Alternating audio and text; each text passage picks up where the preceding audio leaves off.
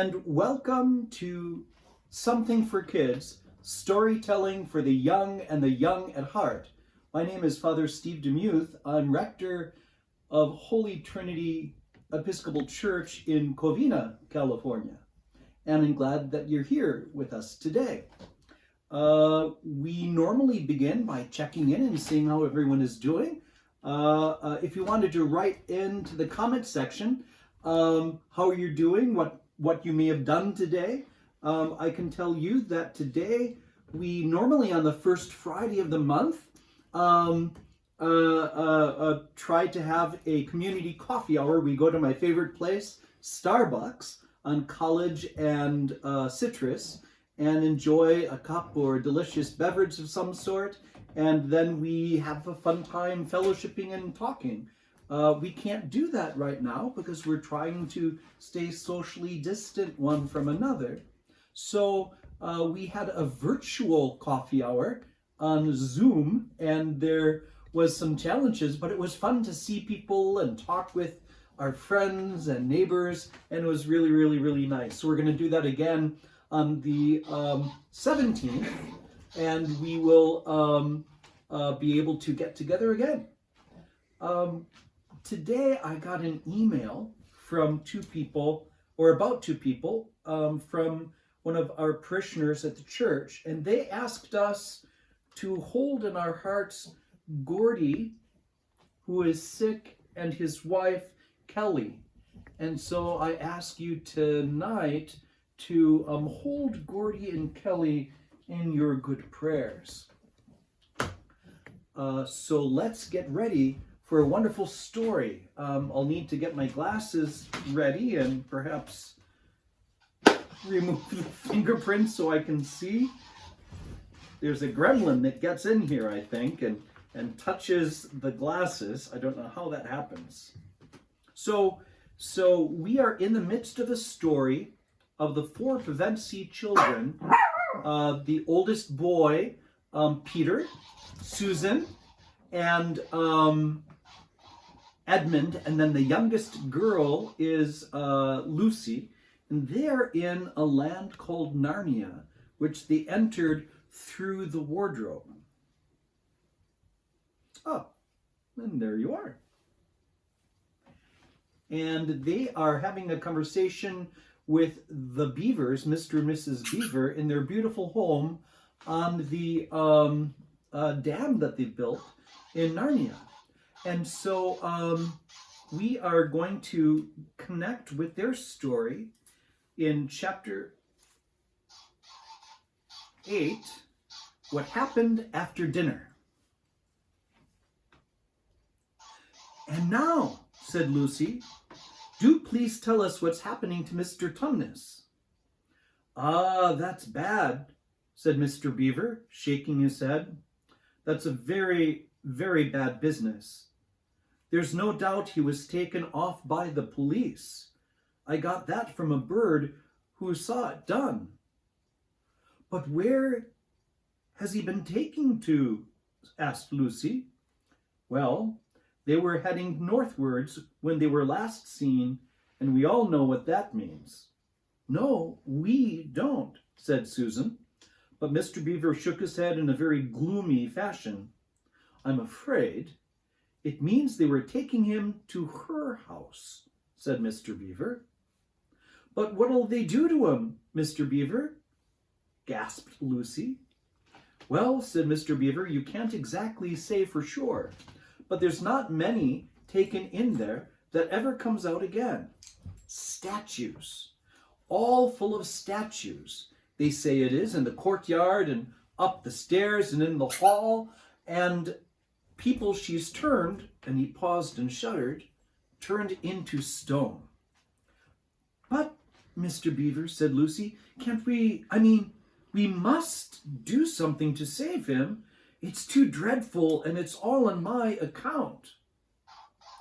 "I don't doubt you'd save him if you could, dearie," said Mrs. Beaver, "but you've no chance of getting into that house against your will and ever coming out alive." "Couldn't we have some stratagem?" said Peter. "Couldn't we dress up as something or pretend to be peddlers or anything? Or watch till she was gone out? Or, oh, hang it all, there must be some way. This fawn saved my sister at his own risk, Mr. Beaver. We can't just leave him to have that done to him. It's no good, son of Adam, said Mr. Beaver. No good you're trying of all people. But now that Aslan is on the move...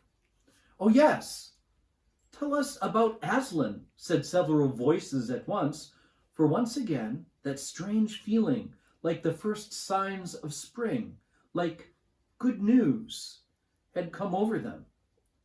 Who is Aslan? Said Susan. Aslan, said Mr. Beaver. Why, don't you know? He's the king. He's the lord of the whole wood, but not often here, you understand. Never in my time or my father's time. But the word has reached us that he has come back. He is in Narnia at this moment. He'll settle the White Queen all right. It is he, not you, that will save Mr. Tumnus. She won't turn him into stone too, said Edmund. Lord love you, son of Adam, what a simple thing to say, answered Mr. Beaver with a great laugh. Ha! Turn him into stone? If she can stand on her own 2 feet and look him in the face, it'll be the most she can do, and more than I expect of her. No, no, no. He'll put all to rights, as it says in an old rhyme in these parts. Wrong will be right when Aslan comes in sight. At the sound of his roar, sorrows will be no more. When he bares his teeth, winter meets its death. And when he shakes his mane, we shall have spring again. You'll understand when you see him. But shall we see him? Asked Susan. Why, daughter of Eve? That's what I brought you here for. I'm to lead you to where you shall meet him, said Mr. Beaver. Is he a man?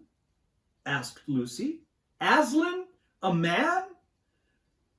Said Mr. Beaver sternly. Certainly not. I tell you he is the king of the wood, and the son of the great emperor beyond the sea. Don't you know who is the king of beasts? Aslan is a lion, the lion, the great lion. Oh, said Susan. I thought he was a man. Is he quite safe? I shall feel rather nervous about meeting a lion. That you will, dearie, and no mistake, said Mrs. Beaver. If there's anyone who can appear before Aslan without their knees knocking, they're either braver than most or else just silly. Then he isn't safe? Said Lucy. Safe, said Mr. Beaver. Don't you hear what Mrs. Beaver tells you? Who said anything about safe? 'Cause he isn't safe, but he's good. He's the king, I tell you. I'm longing to see him, said Peter, even if I do feel frightened when it comes to the point. That's right, son of Adam, said Mr. Beaver, bringing his paw down on the table with a crash that made all the cups and saucers rattle. And so you shall. Word has been sent that you are to meet him, tomorrow, if you can, at the stone table. Where's that? Said Lucy. I'll show you, said Mr. Beaver. It's down the river, a good step from here. I'll take you to it. But meanwhile, what about poor Mr. Tumnus? Said Lucy. The quickest way you can help him is by going to meet Aslan, said the Beaver. Once he's with us, then we can begin doing things. Not that we don't need you, too, for that's another of the old rhymes. When Adam's flesh and Adam's bone sits at Cair Paravel in throne, the evil time will be over and done. So things must be drawing near to their end now. He's come and you've come. We've heard of Aslan coming into these parts before long ago. Nobody can say when, but there's never been any of your race here before. That's what I don't understand, Mr. Beaver, said Peter. I mean, isn't the witch herself human? She'd like you to believe it, said Mr. Beaver, and it's on that she bases her claim to be queen. But she's no daughter of Eve. She comes of your father Adam's first wife. Her they called Lilith, and she was from one of the jinn. That's what she comes from on one side, and on the other she comes of the giants. No, there isn't a drop of real human blood in that witch. That's why she's bad all through, Mr. Beaver, said Mrs. Beaver. True enough, Mrs. Beaver, replied he. There may be two views about humans, meaning no offense to the present company, but there's no two views about things that look like humans and aren't. I've known good dwarfs, said Mrs. Beaver. So have I. Now you come to speak of it, said her husband, but precious few, and they were the ones least like men. But in general, take my advice. When you meet anything that's going to be human and isn't, or used to be human once and isn't now, or ought to be human and isn't, keep your eyes on it and feel for your hatchet. And that's why the witch is always on the lookout for any humans in Narnia. She's been watching for you this many a year. And if she knew there were 4 of you, she'd be more dangerous still. What's that to do with it? Asked Peter. Because of another prophecy, said Mr. Beaver. Down at Cair Paravel, that's the castle on the sea coast, down at the mouth of this river, which ought to be the capital of the whole country, if all was as it should be. Down at Cair Paravel there are 4 thrones, and it's a saying in Narnia, time out of mind, that when 2 sons of Adam and 2 daughters of Eve sit in those 4 thrones, then it will be the end not only of the White Witch's reign, but of her life. And that is why we had to be so cautious as we came along. For if she knew about you 4, your lives wouldn't be worth a shake of my whiskers. All the children had been attending so hard to what Mr. Beaver was telling them that they had noticed nothing else for a long time. Then, during the moment of silence that followed his last remark, Lucy suddenly said, I say, where's Edmund? There was a dreadful pause, and then everyone began asking, who saw him last? How long has he been missing? Is he outside? And then all rushed to the door and looked out. The snow was falling thickly and steadily. The green ice of the pool had vanished under a thick white blanket, and from where the little house stood, in the center of the dam, you could hardly see either bank. Out they went, plunging well over their ankles into this new soft snow, and went round the house in every direction. Edmund! Edmund! They called till they were hoarse. But the silently falling snow seemed to muffle their voices, and there was not even an echo in answer. And that's where we'll end tonight. I wonder where Edmund could have gone. Do you remember, or do you know? Did he go for a walk? Or did he go to see someone? We'll find out perhaps tomorrow. At the end of our time together, we usually take a moment to think of what we are happy for, what we are blessed or grateful for. And this day, I'm grateful for seeing my friends at the virtual coffee hour, and I'm grateful for all of you. What are you grateful for?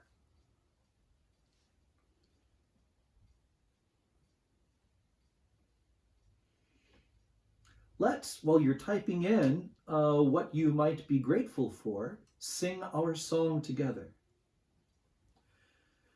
When I'm worried and I can't sleep, I count my blessings instead of sheep, and I fall asleep,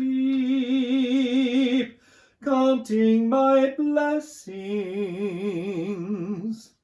When my bankroll is getting small, I think of when I had none at all, and I fall asleep, counting my blessings. I think about a nursery and I think of curly heads, and one by one I see them as they slumber in their beds. If you're worried and you can't sleep, just count your blessings instead of sheep, and you'll fall asleep, counting your blessings.